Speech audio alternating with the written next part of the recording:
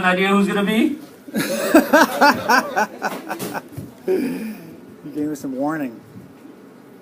Yeah.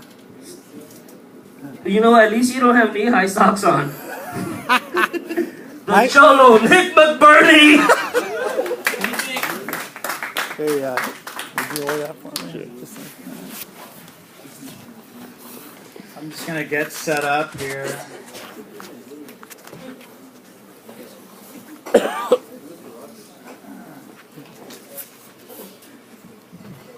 Gotta learn to use the mic stand.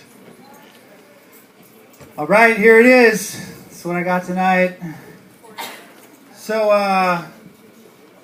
here's my story. I'm the county building inspector. I moved up here 6 years ago, and I work in Southern Humboldt.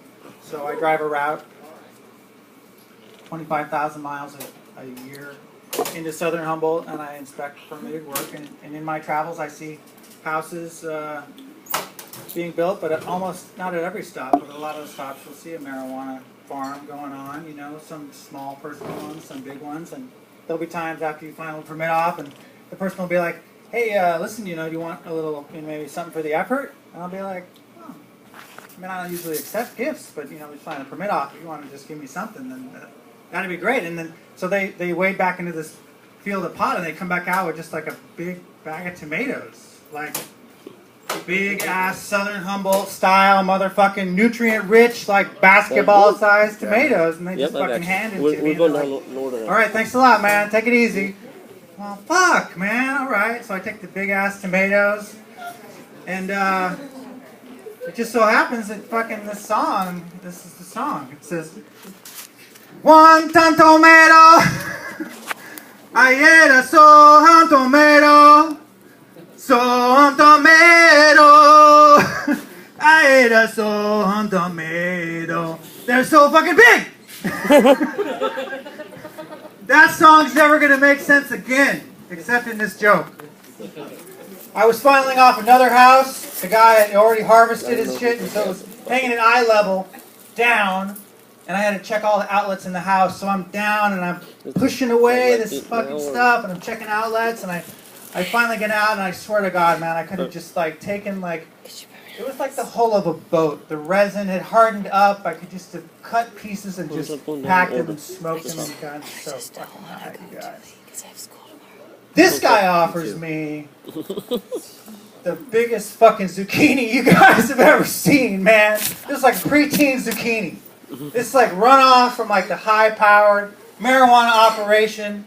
And of course, no one can give me pot because, you know, I'm a building inspector. So, I decided to adopt the preteen zucchini, right? I'm going to take it in as one of my own because I feel sorry for it. And so, I decide that I'm just going to bring it into my life. And I think it's a preteen because there is stuff kind of growing. It's like hair, but it's more black. It's kind of like a moldy, hairy thing. So I think it's a preteen, but I'm not sure. And I'm hoping those are like armpits. There's holes. I'm worried she's not going to get dates in high school. I'm thinking she's not going to be able to pull any of this off. I talked to Jack the other day. I was filing his house off. Jack, he spilled some beans in the high-powered nutrient soil, and he tells me the story that the next day, this Jack's beanstalk had shot up right into the fucking sky. It's like 100 feet tall, and then there's like a giant living up there with one big eye looking down, and he like has a goose that lays golden eggs.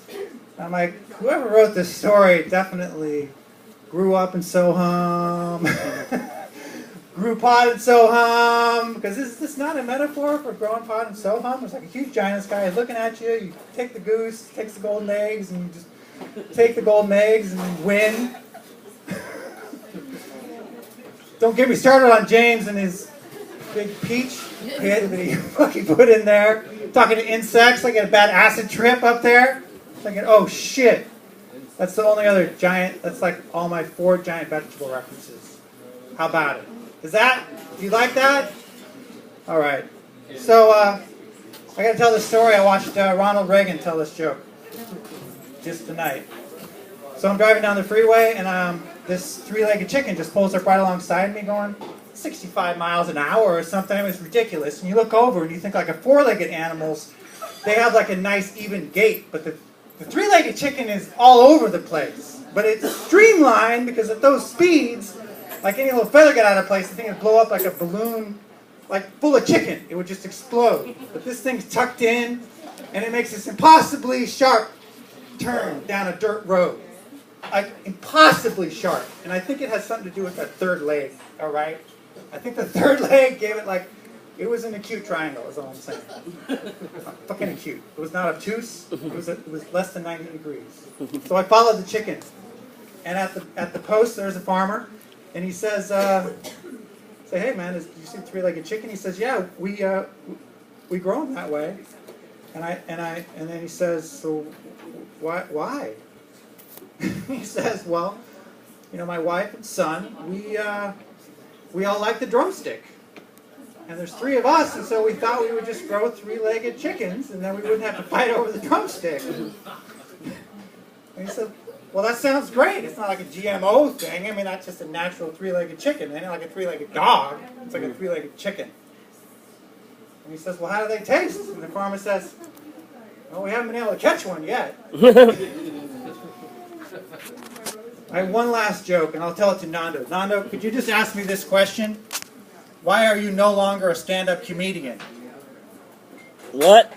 Can you ask me this question? Why are you no longer a stand-up? Timing!